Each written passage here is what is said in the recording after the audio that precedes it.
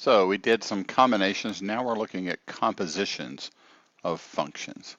So I'm asked to find g. Remember, this open circle, that means composition. So this is g of f of x, okay? The way we always did this was, first thing, let's write g of x. So g of x is x squared minus 1. Now I'm going to rewrite this and just replace the x's with open parentheses.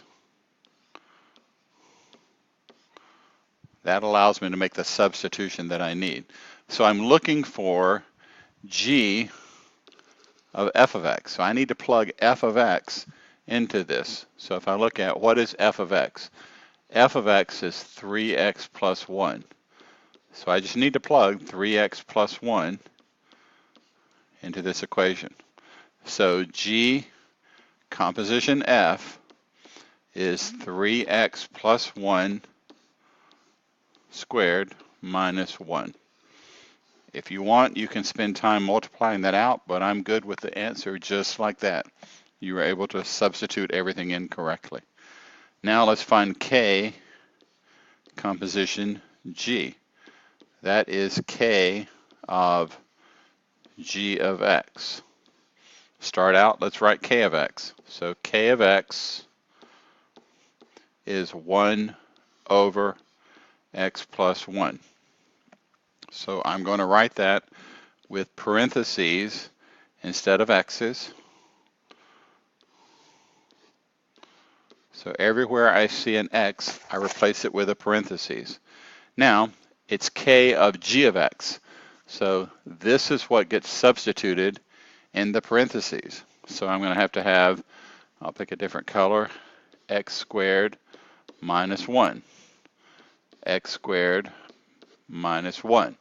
Now, this is going to be 1 over x squared minus 1 plus 1, which is just 1 over x squared, okay?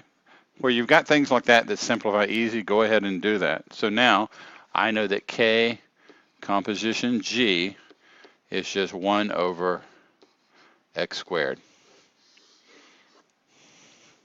And you can omit the part that says use the TI to find the domain. We talked about we were not going to cover that for this test. Find f of g of 1, okay? The way we do this, first thing I do, step 1, is to find